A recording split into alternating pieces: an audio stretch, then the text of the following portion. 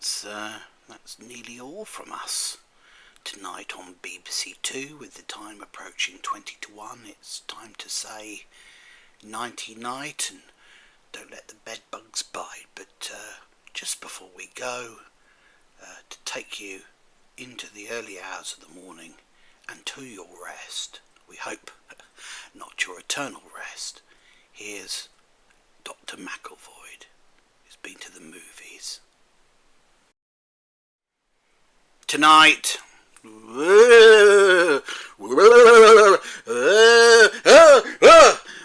etc., etc., as we administer last rites, we hope, to the Conjuring.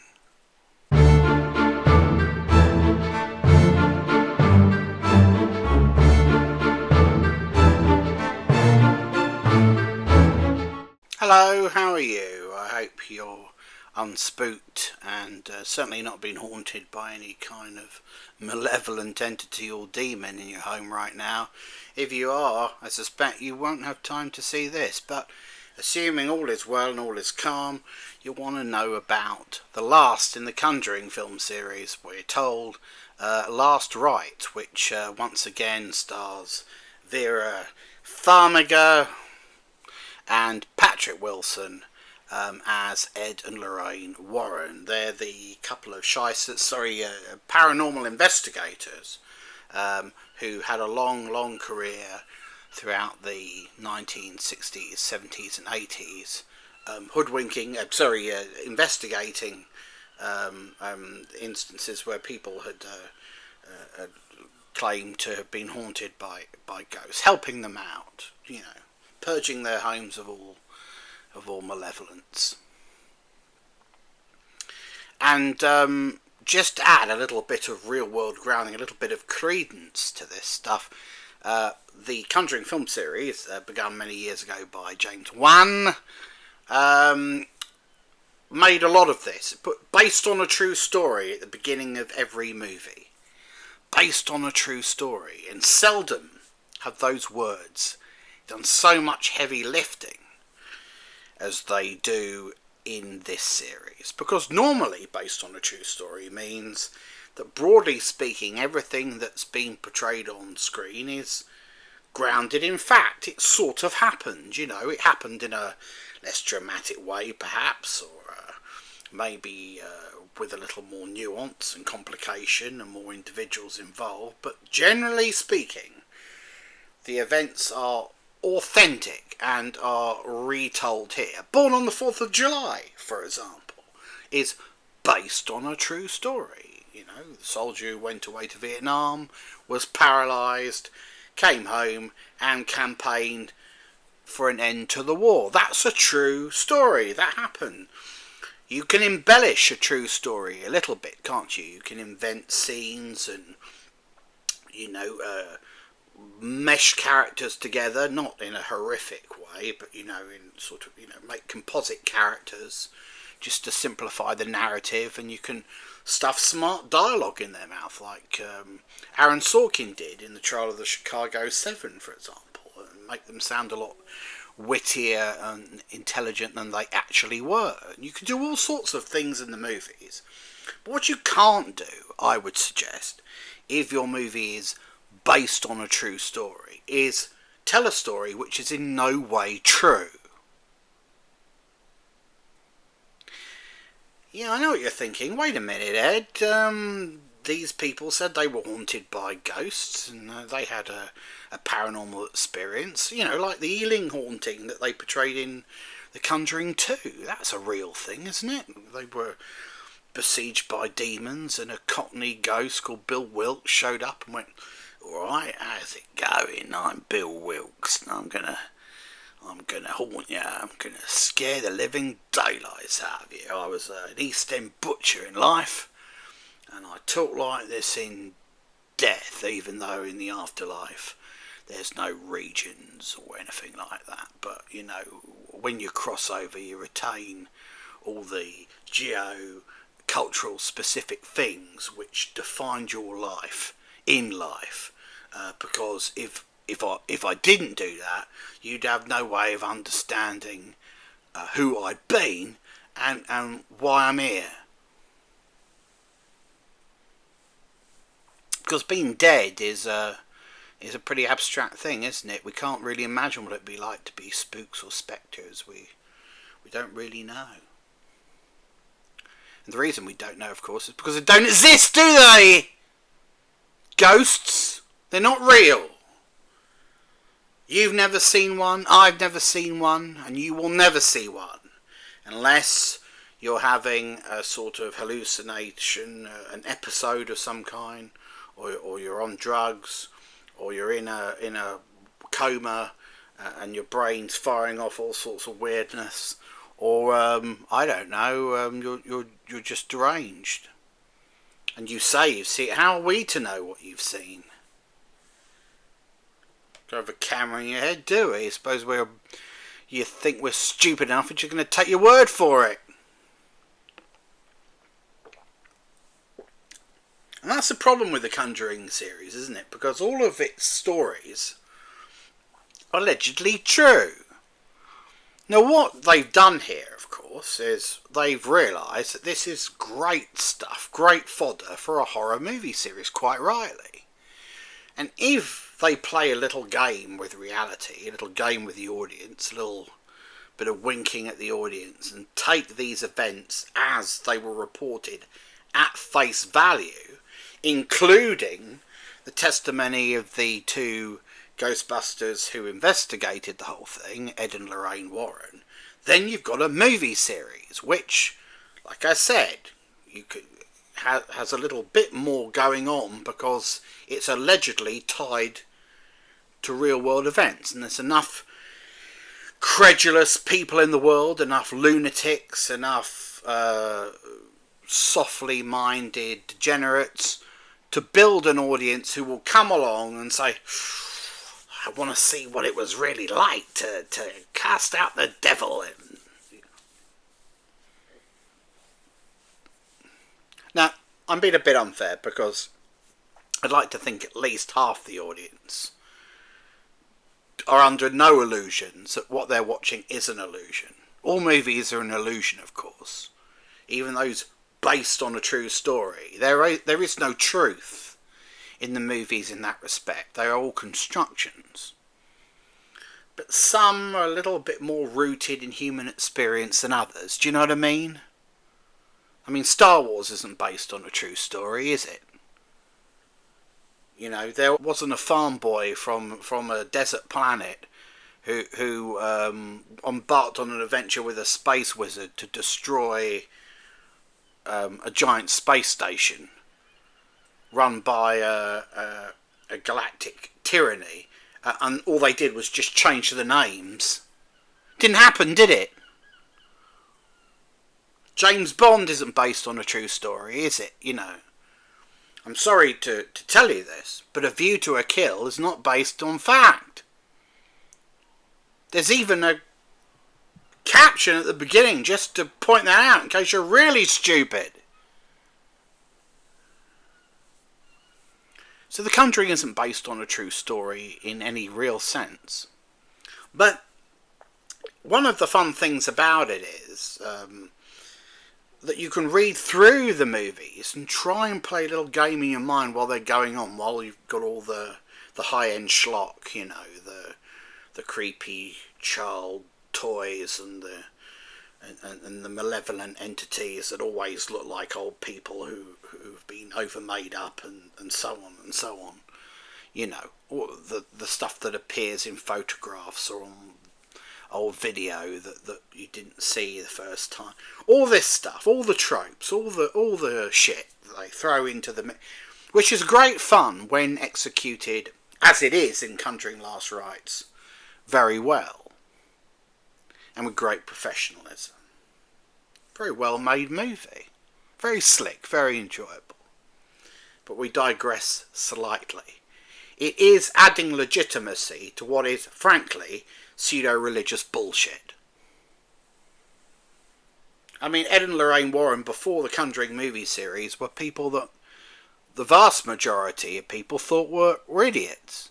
In this film, at the end, they dare to have a caption that says, Ed and Lorraine Warren peddled their wares at a time, I'm paraphrasing, at a time when there was a lot of cynicism around what they did, and lots of attempts to bring paranormal investigation into disrepute. The implication being that now it's seen as a legitimate enterprise. You've got a paranormal investigator on every street corner. Just to think, back in the 70s, we used to laugh at this. People used to say there were no such thing as ghosts. Of course, now, we accept it, don't we? We accept that there are ghosts in every household, and we've got somebody like Ed or Lorraine Warren on speed dial every time to come round and perform a mini exorcism. That's what's happened in the last 20 or 30 years. In another universe, but not in ours. It's a bit disingenuous of the filmmakers to pretend that, it used to be an object of ridicule, but now it's not. What it has become is fodder for the movies. And these are good movies. I mean, I'm not suggesting that you shouldn't go and see them. They've all been good fun. This one's no different. In fact, maybe this one's a little better than some of the previous ones. It's a perfectly fine end to this series, for reasons that we'll come to momentarily. But like I said, you read through to the movie and you think, now hang on, what actually happened here? I mean, for example, is it a coincidence that the ghosts always attack devoutly religious people? Is it? Ed and Lorraine Warren are very religious, of course. It's got the old rosary wrapped round the hand, the crucifixes on the wall, blah, blah, blah. Copy of the King James Bible on the shelf. These are not agnostic people. They're not atheists. They are Christians. Yes? I don't presume to say of what denomination, but perhaps you'll write in and tell me if you're really bored. And all their victims and clients are people who are also devoutly religious. And the family, the Smurfs or the Schmeals or the Smurls, whatever they're called in this film, are just like that. There's a confirmation for the daughter at the very beginning.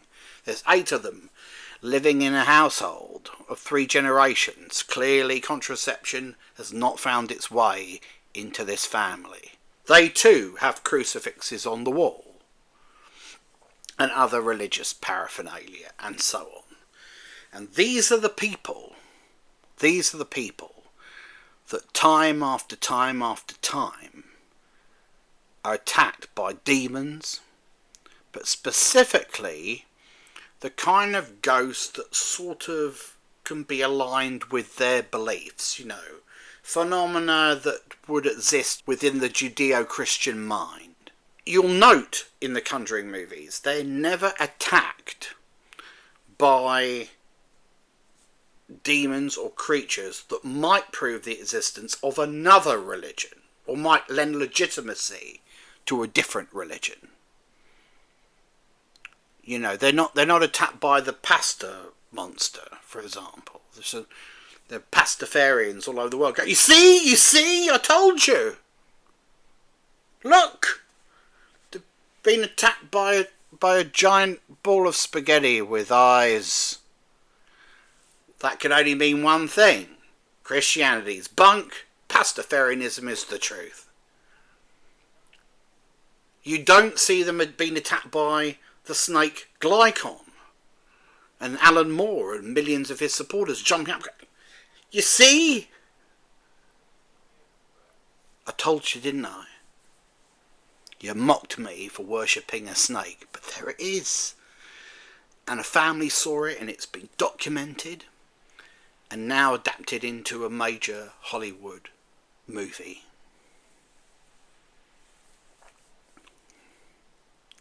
Sometimes, and I'm just a bit of an old cynic,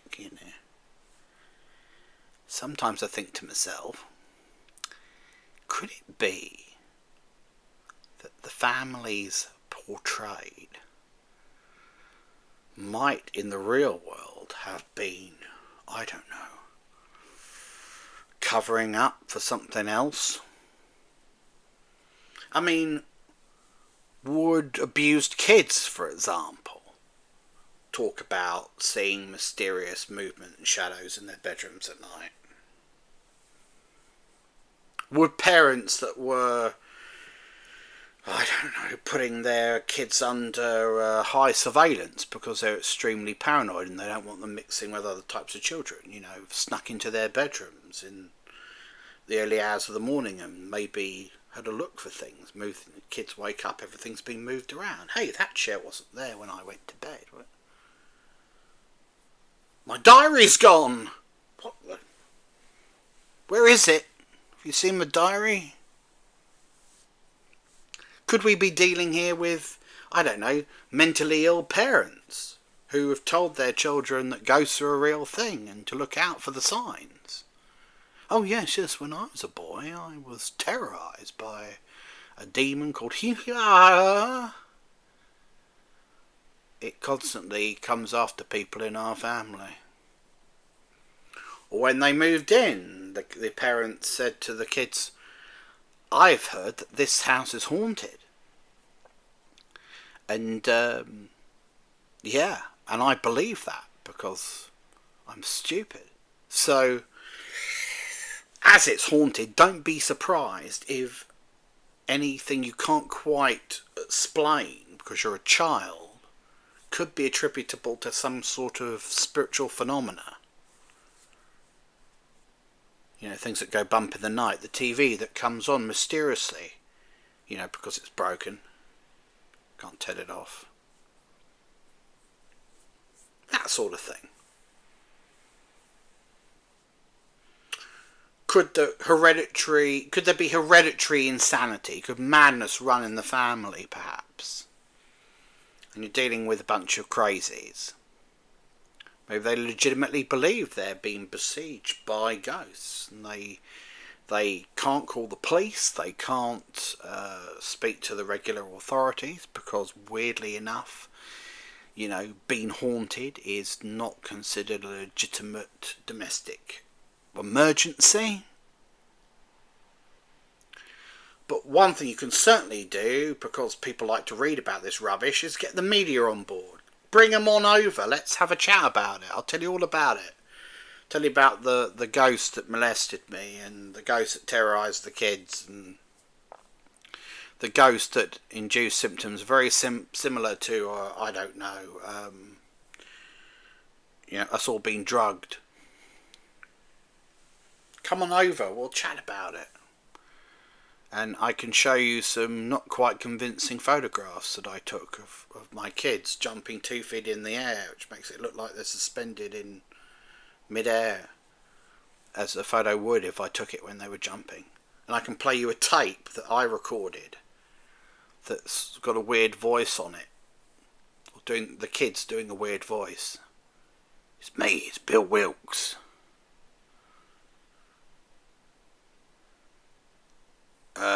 What's that?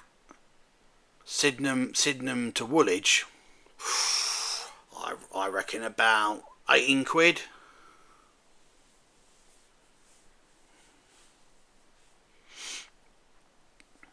Could that be the reason? Could that be what's going on? Just don't know, do we? Except we do know, don't we? Because that is what's going on. But in the Conjuring, we have to pretend that it's all...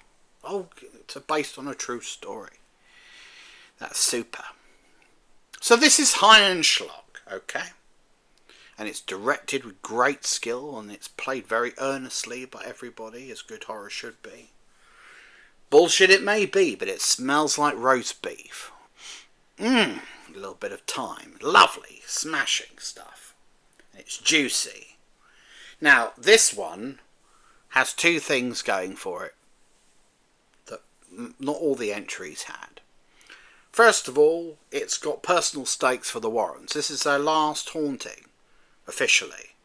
So it's got to be tied to them somehow. So we retrospectively learn. I say retrospectively because I'm pretty sure that none of this was mentioned in the previous Conjurings, but you'll correct me if I'm wrong, that their daughter was the victim of a sort of abuse by a demon when she was in her gestating mother's womb. That triggered labour for Lorraine Warren. She gave birth. Baby was stillborn for a minute, but then came back to life, and all was good. Except from that point onwards, the baby grew up constantly being able to see ghosts and demons and things like that. And that's all bound up with a ghost in a spooky mirror, an evil mirror with 3 babies' heads on the top. And it's that mirror that finds its way into the house of the Schmerls, and 20 years later. And that ties the Warrens' past with their last case. The job not finished, the job not quite done. It's a chance both to free the daughter and free this family up. And these 2 stories run side by side for the better part of 2 hours. Now, normally you would say, that's too long. You would want these 2 plot points to converge sooner than that. You know, cut to the quick. We know what we're doing here. Let's just get to the climax, and, you know, the house being ripped up and the power of Christ compels you and all of that stuff, you know. All of that stuff. But no, this movie's in no hurry. And for once, that works to its favour. Because in its leisurely pace, the film's building up both sets of characters. The expanding Warren family, including the new daughter, who's now 20 by the time we get to 1986 when this is set, and her new fiancé, played by one of the Pete Beals from EastEnders. Good to see him doing well in America. And they get together, and there's lots of familial psychodrama and tension and fun. And you do know we're a family of Ghostbusters, don't you, son? Yes, I do, sir. Blah blah blah. But I love your daughter, and I can't wait to marry her, even though she's psychic like your wife, and we're going to replace you as Ghostbusters. And then on the other side, you've got the tale of this tormented family, who, after they bring this mirror home as a present for one of the girls getting a confirmation, you can just see why they'd look at a creepy, horrifying mirror and go, yeah, my teenage daughter would love that. Who doesn't want to be freaked out every time they look in the mirror? So they bring it in, and, well, you know what happens next. Weird things happen in the house, but it's all effectively done. Michael Chavez, it's spelt similar to Chavs, which in Britain means working class degenerates, but never mind that, it's not important. Chavez does a pretty good job. He's no James Wan, but he has certainly sipped from Wan's cup. He's certainly studied his technique. He moves the camera very effectively. Scenes are effectively lit. There's jump scares, sure, of course there is. Look, you know what's going to happen. This is The Conjuring. You've seen it 100 times already. Well, not 100 times. I suppose you'd only have seen it 100 times if you repeatedly watch the existing movies. But maybe you're that fan. Maybe you have. But if you haven't seen it in these movies, you've seen it in countless others. You've seen it in Insidious, and you've seen it in Malevolent, and all the rest of them, Malignant, and, you know, all the rest. The Badder Book, the Badder Brook, the Badder Book, the Badder Man. All of those. You know what you're getting, and this is slick, high-end product. You get it. You get it every which way. And it's a satisfying conclusion to this series, and a nice goodbye to these characters. But, And it's a big but, and I cannot lie. We get to the end and we're once again reminded that this is all supposed to be plugged into the real world. There is the obligatory real world footage of Ed and Lorraine Warren, notably less photogenic than their movie counterparts. The paraphernalia from their cases, the tapes, the files, the blackboards, all the rest of it. And that's just designed to reinforce the message. What you've just seen happened. But of course, we know it didn't happen. Or it certainly didn't happen the way we've seen it on the screen. But that's the thing. If these were just a set of movies, just purely made up, and were honest enough to say that they were just purely made up, I think I'd like them a little bit more. But the attempt to gaslight the audience into believing that there is some truth in what's being portrayed here is, well, offensive, really, and patronising. But if Hollywood is going to patronise us, at least they can do it with decent movies. And the Conjuring series are perfectly decent. Not great, certainly not original, but okay. Until next time, don't have nightmares. I'm Dr. Macclevoid, not my real name. Good night and good luck.